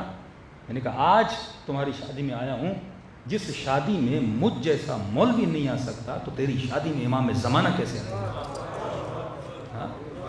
ایسا حلیہ بنا، ایسا گھر بنا جس میں امام زمانہ آئے. امام بارگاہ اور مسجد میں بیٹھ کے اور گھروں پہ علم لگانا بڑا آسان ہے، لیکن قلب تو ایسا بنا، زندگی تو ایسی بنا کہ امام زمانہ تیری شادی میں تو آ سکیں. آج حال یہ ہے ہمارا کہ وقت کا امام نہیں آ سکتا. آج ہر بچی یہ سوچے کہ سیدہ کا لباس کیا تھا، اگر بی بی ہوتی تو اس معاشرے میں کیسے چلتی. اور افسوس ایک الگ سبجیکٹ ہے کہ ممبر پہ آنے والی خواتین نے آج اتنا ستیہ ناش کیا ہے. بعض نے اس دن ایک کلپ سن رہا تھا، کریں افغانستان میں جو یہ خواتین برقع پہنتی ہیں نا، یہ اسلامی حجاب نہیں ہے. اب کیونکہ وہ خود نہیں وہ حجاب کرتی، اس کو ٹوک رہی ہے. بھئی تمہارا کام ہے جو نہیں کرتی ان کو ٹوکو. یہ بیچاری افغانی خواتین یا پٹھانوں کے یہاں جو حجاب ہوتا ہے ایک بڑا برقع پہنتے ہیں، آپ سب کو پتہ ہے. شروع میں ہمیں یاد ہے ہمارے بڑے بھی یہی برقع پہنتے تھے. اب تم ان کو کیوں ٹوک رہے ہو؟ پھر کیوں مصائب میں پڑھتے ہو کہ اہل بیت کی عورتیں کجابوں میں جاتی تھیں، اونٹوں کی اماریوں میں جاتی تھیں؟ پھر کیا تم کل جناب سیدہ کے حجاب کو بھی ٹوکو گی؟ کیونکہ تم نے اپنا حجاب کم کیا ہے تو اسے ٹوک رہی ہو. تو کہتے ہیں نہیں، تمام توضیح المسائل رسالوں میں لکھا ہوا ہے واجب حجاب ہی ہے. وجوب میں اور اخلاق میں زمین و آسمان کا فرق ہے، لوگوں کو یہ پتہ نہیں لگتا. میں ایک چھوٹی سی مثال دوں. اگر میں بحریہ ٹاؤن میں شارٹس پہن کے چلوں، چھوٹے سے ایک ٹی شرٹ پہنوں اور چھوٹی سی شلوار پہنوں، حرام ہے کیا؟ شرعن حرام ہے کیا؟ نہیں، لیکن برا ہے. ایک مولانا یہ لباس پہنے تو بولتے ہیں شرعن حلال ہے، اخلاقاً حرام ہے. یہ بات یاد رکھیے. کئی لوگ توضیح المسائل سے ایسی چیزیں نکالتے بھائی مجتہد نے یہ بول دیا، مثلا باپ بیٹی کو اتنا دیکھ سکتا ہے، یہ کیسی بے حیائی کا فتویٰ آ گیا. بھائی شریعت منیمم بتاتی ہے، اخلاق میکسیمم بتاتا ہے. ہم نے صرف شریعت پہ عمل نہیں کرنا. رسول نے یہ نہیں کہا میں شریعت نافذ فرمایا، بعثت لأتمم مکارم الاخلاق، ہم مبعوث ہوئے تاکہ تمہیں اخلاق کی بلندیوں پہ پہنچائیں. لیکن آج سارا معاشرہ منیمم پہ آ گیا نا. میں بار بار کیوں ویسٹرن کی باتیں کرتا ہوں؟ کیونکہ وہاں کے بچے منیمم پہ بھی راضی نہیں ہیں، یعنی اخلاق تو دور ہے، منیمم. اور خطیب بھی ان کو وہ پسند ہے جو ٹیٹو کرتا ہو. ایران میں کبھی کسی نے تصور کیا ممبر رسول پہ ایسا بندہ آ کے بیٹھ جائے کہ مولانا باتیں اچھی کرتے ہیں، حلیہ تو دیکھو نا. یہاں پہ جب تم شعائر کی بات کرتے ہو تو لباس اہل بیت ہونا چاہیے، بدن ویسا ہونا چاہیے، چہرہ ویسا ہونا چاہیے، اخلاق و کردار ویسا ہونا چاہیے. تو فرق شریعت اور اخلاق کو سمجھا کرو. شریعت منیمم بتاتی ہے، اخلاق میکسیمم بتاتا ہے. یہ نہیں کہ ہمارے شیعہ وہ جو 17 رکعت نماز پڑھتے ہیں، کہا جو 51 رکعت نماز پڑھتے ہیں. میکسیمم بتایا نا، میکسیمم بتاتے ہیں تاکہ تم منیمم کرے. اور منیمم بتائیں گے تو میکسیمم تک کیسے پہنچے گا؟ تو ہمیشہ کسی کو بلندی پہ لانا جاتا ہے تو بیٹے کو تو میکسیمم بتاتے ہو نا کہ میرے لال 6 کلومیٹر ڈیلی دوڑو، فوج میں جانا ہے، انٹری ٹیسٹ دینی ہے، تب جا کے وہاں وہ 4 کلومیٹر یا 3 میل یا 4 میل دوڑ پائے گا۔ تو اسی طرح ایمان ہے، میکسیمم پہ جانے کی کوشش کرو گے تو خدا تجھے ایمان بھی عطا کرے گا۔ آج یہ ہمارا حال ہے۔ دوسری چیز مولانا بس نکاح کے لیے یہ بات یاد رکھیے، کئی چیزیں نکاح پڑھنے سے حلال ہوتی ہیں اور کئی چیزیں نکاح پڑھنے کے بعد حرام ہو جاتی ہیں۔ یہ کون بتائے گا بچوں کو؟ وہ یہ سمجھتا ہے بس میں نے نکاح پڑھا، لڑکی میرے اوپر حلال ہو گئی۔ کئی چیزیں تیرے اوپر حرام ہیں۔ ایک نوجوان آیا اور اس سے ہم نے کچھ مسئلے پوچھے اور بعد میں مجلسیں اس نے سنی کچھ علماء کی، آ کے رو رہا تھا، کہہ رہا مولانا میں 7 سال تک اپنی بیوی کے ساتھ حرام کر رہا تھا، 7 ایئرز، اور وہی حرام کر کے مجلس میں آ رہا ہے، کبھی زیارت عاشورہ پڑھ رہا ہے، کبھی کربلا جا رہا ہے، کبھی عمرے اور حج پہ جا رہا ہے، کیونکہ انسان کو پتہ ہی نہیں۔ یہ کون بتائے گا آپ کو؟ جب تک آپ فقہ اہل بیت سے دور رہو گے آپ کی زندگیاں تباہ ہو برباد ہو جائیں گی۔ دوسری چیز مولانا کو فون کرتے، مولانا یہ دن حسن ہے یا نحس ہے؟ ہاں یہ بڑی ہمیں عادت ہے، نحس۔ بھائی دن نحس کب ہوتا ہے؟ قرآن پڑھو، کئی دنوں کو قرآن نے نحس بولا۔ بذات خود کوئی بھی دن نحس نہیں ہوتا، کوئی ایسا اتفاق اس دن میں ہوتا ہے جس کی وجہ سے دن کیا ہو جاتا ہے؟ نحس ہو جاتا ہے۔ مثلا خدا نے کسی دن شکار کرنے سے منع کیا، لوگوں نے شکار کیا، کہ یہ دن کیا ہے؟ نحس ہے۔ کسی دن میں معصوم کی ولادت ہوئی، کہ یہ دن مبارک ہے، ایک اتفاق ہوا۔ عاشورہ کے دن امام حسین کی شہادت ہوئی، کہ یہ دن مصیبت کا ہے، کہ اس دن ایک برا اتفاق ہوا تھا۔ اب تو بیٹی کی شادی کرائے، بیٹے کی شادی کرائے، چلو تجھے پتا چلا یہ دن کیا ہے؟ مبارک ہے۔ لیکن اگر تو غلط کام کر کے، مخالفت خدا، مخالفت علی، مخالفت رسول کر کے اپنے عمل سے اس دن کو کیا بنا دیتا ہے؟ نحس بنا دیتا ہے۔ بیٹے کی شادی کرائے گا، غلط کام اس شادی میں کرے گا، مکس گیدرنگ کرے گا، خواتین میک اپ کر کے نامحرموں کے سامنے آئیں گی، ڈانس ہوگا، غنا ہوگا جو اشد من الزنا ہے، تو اس دن کو کیا بنا دے گا؟ نحس بنا دے گا۔ پھر ان کی پوری زندگی کس میں گزرے گی؟ نحس میں گزرے گی۔ کہ یہ مولا علی کا فرمان نہیں ہے، مومن کے لیے ہر وہ دن عید کا دن ہے جس میں وہ گناہ نہ کرے۔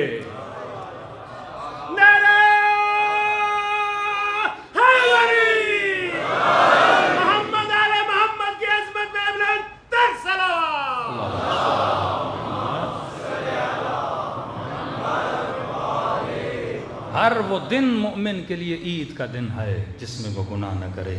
تو خلاصہ مطلب یہ ہے کہ اے مومن، اے مومنہ، جب تک اپنے وجود میں صفات کو پیدا نہ کرے۔ اب ہو سکتا ہے تو 5 وقت کا نمازی ہو، رمضان میں روزے بھی رکھتا ہو، لیکن تیرے اندر صفات نہ ہو، صفت غیرت، صفت عفت، یہ صفات اپنے اندر پیدا کر، جسے صفات حسنہ بولا جاتا ہے۔ انہی صفات کے ذریعے سے تیرا ایمان کیا ہوتا ہے؟ مضبوط ہوتا ہے۔ تو بچپن سے ان صفات کو اپنے بچوں کے اندر مضبوط کریں تاکہ ان کا دین بھی مضبوط ہو، ایمان بھی مضبوط ہو، اور جب قیامت میں اٹھیں اپنے والدین کو کیا کریں؟ سرخرو کریں۔ ایک باپ کے لیے واجب ہے۔ جوان آتا ہے، مولانا ہم نے صرف شادی سے پہلے اسے ایک سوال کیا، شادی کہاں؟ مولانا شادی کر رہے ہیں۔ بیٹا غسل جنابت آتا ہے؟ کہ مولانا وہ کیا ہوتا ہے؟ یہ بدبختی نہیں ہے کہ شادی کرا رہے ہیں لیکن اسے احکام نہیں بتا رہے۔ پورے احکام ہے، کم از کم ½ an hour 1 hour کا لیکچر امام بارگاہوں میں، مسجدوں میں ہونا چاہیے۔ جس بھی جوان کی شادی ہو اس بیٹی اور بیٹے کو، خواتین کو بلا کے کچھ مسائل بتائے جائیں کہ بیٹے شادی کے بعد یہ معصومین نے بتایا ہے، کیونکہ تو نے ایک نسل کی تربیت کرنی ہے جو نسل امام زمانہ کی سپاہی بنے گی۔ صلوات پڑھے محمد و آل محمد۔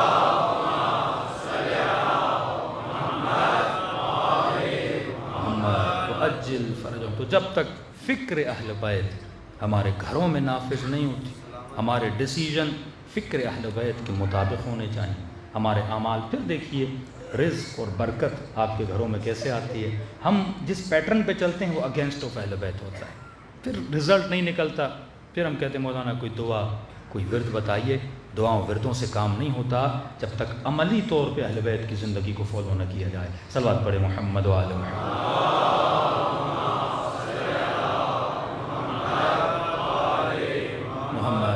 وَأَجِّلْ فَرْجَهُمْ، کربلا پوری تہذیب کا نام ہے۔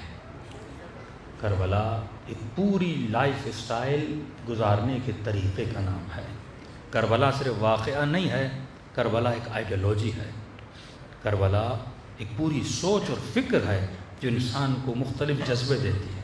ایثار کا جذبہ، شہادت کا جذبہ، باطل کے مقابلے کرنے کا جذبہ، وقت کے یزید سے لڑنے کا جذبہ، یہ حسینی فکر ہے۔ تب امام فرماتے ہیں مثلی لا یبایع مثل یزید، حسین جیسا کبھی یزید جیسے کی بیعت نہیں کرے گا۔ دیکھیے ایک موچی ہے، اہل بیت یہ نہیں دیکھتے دنیا میں تم کیا کر رہے ہو، نہیں، وہ تمہاری صفات کو دیکھتے ہیں۔ صفات اگر مضبوط ہیں تو امام اپنی زیارت کراتے۔ موچی کا کام کرتا تھا، لیکن ہفتے میں ایک مرتبہ امام زمانہ اس کی دکان پہ جاتے تھے۔ بندہ موچی ہو، ان کو یہ نہیں تو ریڑھی رکھتا ہے، تو موچی ہے تمہاری، یہ چیز اہل بیت نہیں دیکھتے، وہ صفات دیکھتے بندے کے اندر، انٹرنلی اس کے اندر صفات حسنہ ہیں کہ نہیں ہے، غیرت دینی ہے کہ نہیں ہے، ہاں عجب تو اس کے اندر نہیں ہے۔ یہ بھی ایک بڑا ٹاپک ہے آج کل، دکھاوا دنیا میں بہت دن بدن دکھاوے کی دنیا بڑھتی جا رہی ہے۔ بندہ ایک موبائل لیتا ہے لوگوں کے سامنے ہاتھ میں، تھوڑی سی گھڑی پہنتا ہے 10 لوگوں کو دکھاتا ہے۔ یہ کل پہ میں نے بات کی، دکھاوا انسان کے ایمان کو کیا کرتا ہے، تباہ و برباد کرتا ہے۔ موچی تھا، جوتیاں سیتا تھا، لیکن ہفتے میں ایک مرتبہ حجت خدا اس کی دکان پہ جاتے تھے۔ چھوٹا سا واقعہ لیکن بہت پیارا واقعہ ہے۔ اس موچی سے، موچی خود نقل کرتا ہے، کہتا ہے ہفتے میں ایک دن، اس کو کہا وہ تمہاری کون سی عادت ہے جو امام زمانہ کو اچھی لگی، تو بھی تو بتا نا ہمیں۔ کہ میں دکان پہ بیٹھا تھا، ایک دن امام زمانہ تشریف لائے، اور ظاہر جیسے آدمی دکان کھولتا ہے تو ایک آدمی اپنی جوتی دے کر گیا، دوسرا دے کر گیا، تیسرا، 3 لوگ اپنی جوتیاں دے کر گئے کہ بھائی ہمیں بہت جلدی ہے، جوتیوں کو سی لیں۔ انہوں نے کہا ٹھیک ہے، پہلے آپ کی سیوں گا، پھر آپ کی، پھر آپ کی، اتنے ٹائم پہ آ کے جوتیاں لے کر جاؤ۔ کہتا میں نے سینا شروع کیا، جب سی رہا تھا تو امام زمانہ نے اپنی جوتی اتاری، کہا کہ موچی میری جوتی کو سی۔ میں نے مولا کو دیکھا، میں نے کہا ٹھیک ہے مولا میں سیتا ہوں، پہلے یہ 3 سی لو،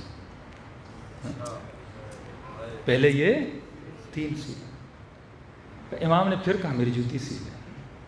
میں نے کہا مولا آپ کو تو پتہ ہے میں نے ان سے وعدہ کیا ہے، بس جلدی جلدی یہ 3 سی لوں، آپ کی سیتا ہوں۔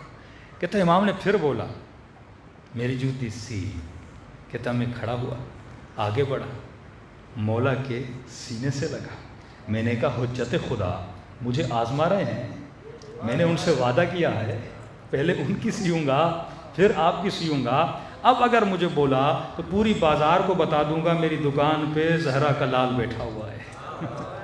کہتا امام نے مجھے زور سے سینے سے لگایا کہ یہی تو ہماری شیعوں کی صفت ہے کہ وہ وعدے پہ وفا کرتے ہیں۔ اس طرح اہل بیت اپنے شیعوں کو آزماتے ہیں۔ لمن لا عہد لا دین اللہ، اگر تو زبان کا سچا نہیں، اگر تو وعدے کا پکا نہیں، تو علی کا شیعہ نہیں ہو سکتا۔ آج یہ عادتیں ہمارے اندر ہیں، اگر عادات اہل بیت کو، کردار و صفات اہل بیت کو اپنے وجود میں مضبوط کر لو، پھر دیکھو خدا تمہاری زندگی میں کتنی برکتوں کو نازل کرتا ہے۔ صلوات پڑھے محمد وآل محمد۔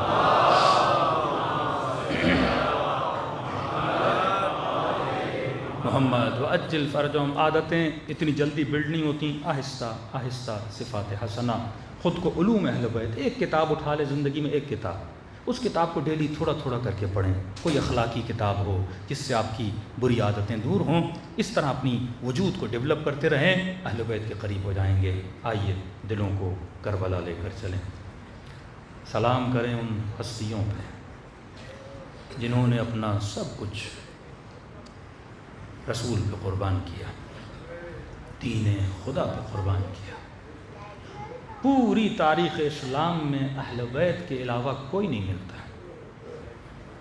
لوٹنے والے بہت ملیں گے، لیکن دین پہ لٹانے والے بہت کم ملیں گے، اور وہ بھی حسین نبی کا نواسا، جس کو نبی کبھی مسجد میں دکھا رہے ہیں اپنی گھٹنوں پہ بٹھا بٹھا کر، کبھی اپنی پیٹھ پہ سوار کر کے ان کے لیے سوار بن رہے ہیں، کبھی فرماتے ہیں لوگوں میرے ان 2 بیٹوں کو پہچانو، یہ جنت کے جوانوں کے سردار ہیں۔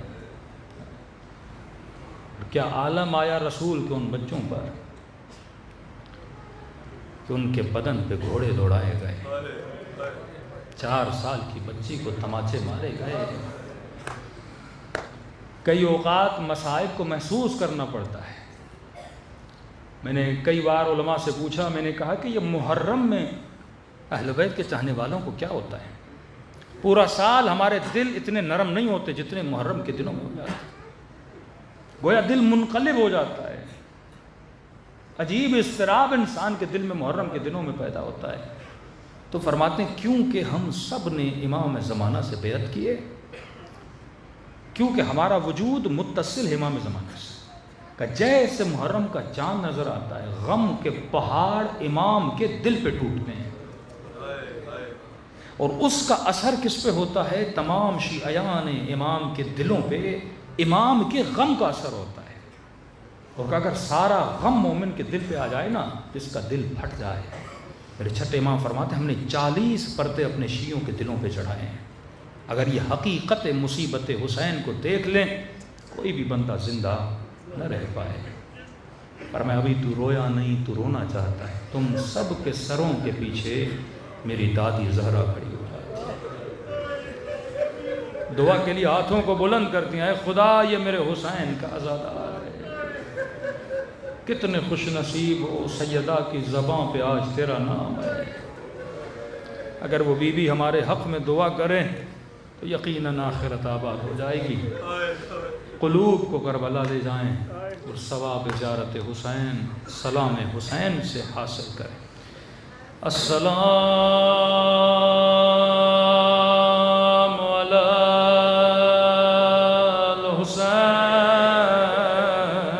الحسین وعلی علی ابن الحسین وعلی اولاد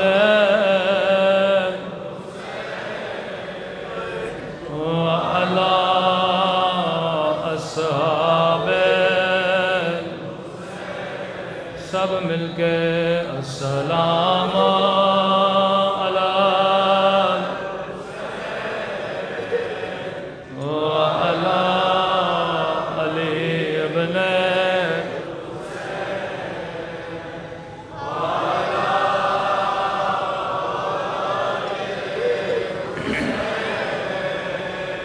وعلی اصحاب، بلند آواز سے السلام علی حسین وعلی علی ابن وعلی اولاد وعلی اصحاب، میرا سلام ہو سکینہ کی یتیم پہ،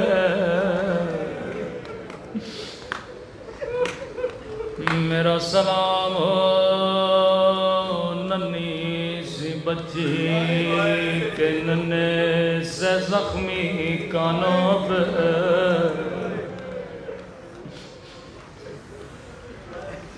رو کے کہتی تھی بابا قسم لے لے اب پانی نہیں مانگوں گی، نہ میں پانی مانگتی نہ میرا چچا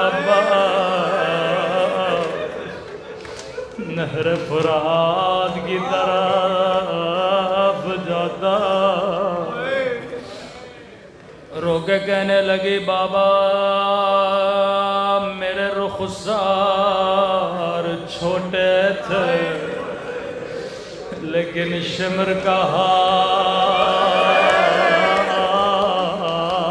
بڑا تھا، بابا میں نے ظالم کو بڑا بولا، تجھے در چاہیے میں اتار کے دیتی ہوں، لیکن بابا اس نے اتارنے نہ دیے،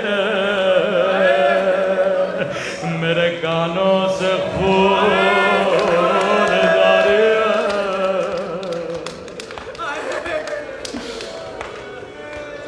تب امام حسین فرماتے ہیں مومن جب بھی پانی پیو میری سکینہ کو ضرور یاد کیا کرو، ایک ایک بوند کے لیے میری بچی کو پتھر مارے گا۔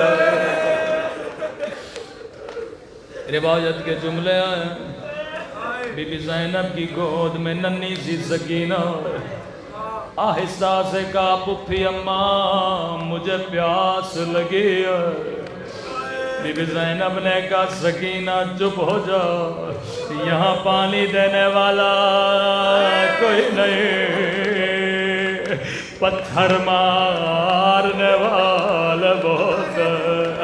قیامت کا منظر تھا، ساقی کوثر کی پوتی ساقی کوثر کی بیٹی سے پانی مانگ رہی ہے۔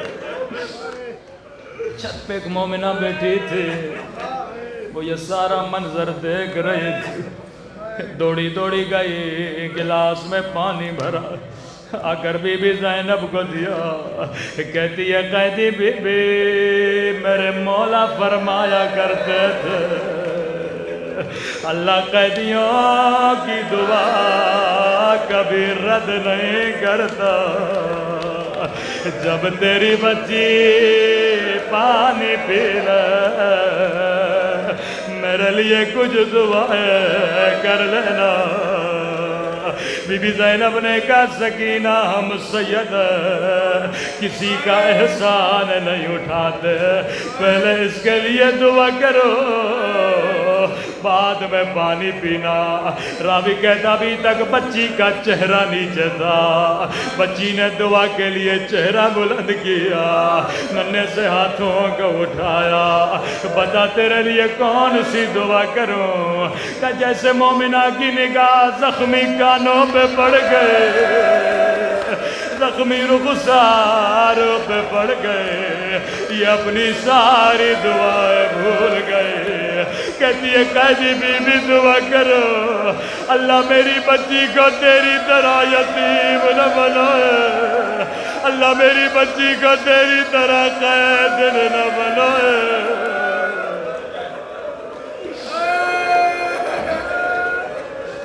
سکینہ نے دعا کے لیے ہاتھوں کو بلند کیا، روکے گا میرے اللہ تجھے میری یتیمی کا واسطہ، او کسی بچی کو میری طرح یتیم نہ بنانا، کسی بچی کو سکینہ کی طرح قیدی نہ بنانا۔ ہاں مومنہ بتا تیری دوسری دعا کون سی؟ اس دعا نے پورے قافلے کو رلا دیا۔ کہتی ہے قیدی بی بی دعا کرو اللہ مجھے مدینہ بھیجے، اللہ کسی کو غربت میں وطن کا نام نہ سنائے۔ زینب کو نانا کا روزہ یاد آیا، سغرا یاد آ گئے، کہ مومنہ مدینے میں تیرا کون ہے؟ کیا مدینے میں تیرے کوئی رشتہ دار ہے؟ کہتی ہے نہیں قیدی بی بی، لیکن مدینے میں میرا محبوب ہے، تیرے محبوب کا نام کیا ہے؟ او قیدی بی بی مدینے میں میرا حسین ہے، مدینے میں میرا عباس ہے، مدینے میں میرا علی اکبر ہے، مدینے میں مجھے قرآن پڑھانے والے، مدینے میں مجھے حجاب سکھانے والے۔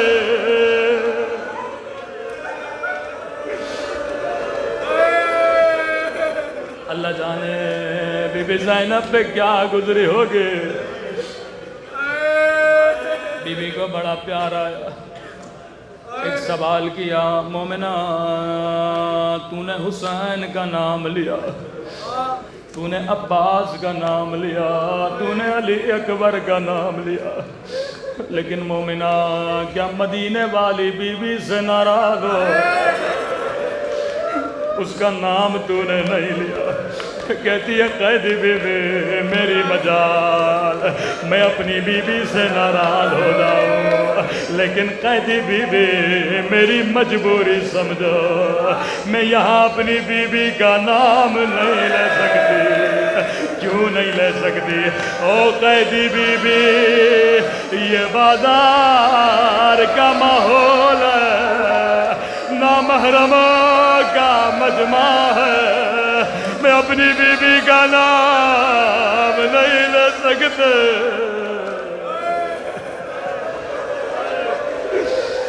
اللہ جانے زینب پہ کیا گزرے۔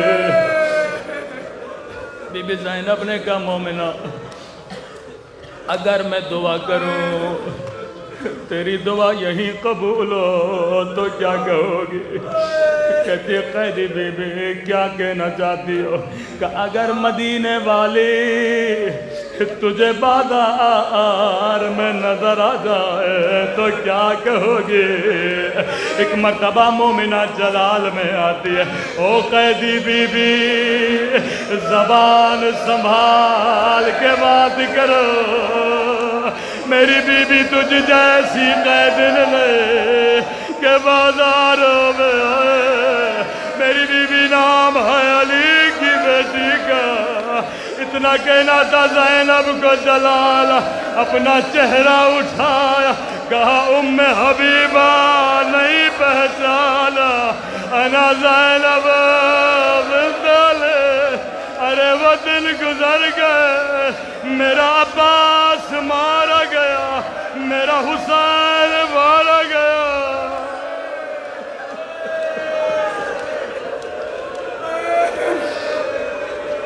ام حبیبہ وہ دن گزر گئے جس کو میری چادر پہ ناز تھا، میرے حسین مارے گئے، میرا اکبر مارا گیا۔ ام حبیبہ کو یقین نہیں آیا، کہا بی بی میرے حسین مولا کہاں ہے؟ زینب نے کٹی گردن دکھائی، کہا یہ حسین ہے، یہ میرا اکبر ہے، یہ آن محمد ہے۔ اس نے کہا بی بی عباس کہاں ہے؟ بی بی زینب سے لے گئے، ایک گھوڑا تھا، گھوڑے کی گردن میں رسی تھے، اس رسی میں ایک گردن تھے، کٹا ہوا سر تھا۔ کہا بی بی یہ کس کا سر ہے؟ کہا یہ میرے عباس کا سر ہے۔ کبھی بھی سب سر نوک پہ ہے، یہ سر گھوڑے کی گردن میں کیوں ہے؟ کہا یہ بھی نوک نیزہ پہ تھا، لیکن جب میرے کھلے سر پہ نگاہ پڑے، عباس کا سر زمین پہ گر جاتا تھا۔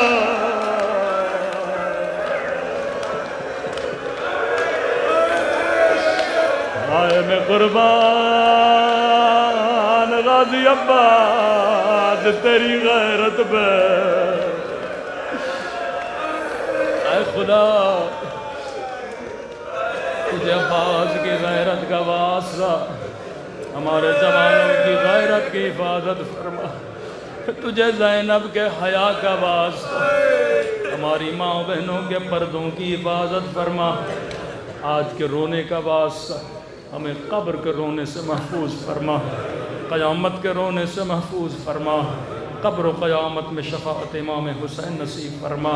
اے خدا بحق محمد آل محمد ان گنہگار آنکھوں کو امام زمانہ کی زیارت نصیب فرما، ہم سب کو مولا کے آوان و انصار میں شریک فرما، جو مانگا نہیں مانگا اپنے خزانے قدرت سے عطا فرما۔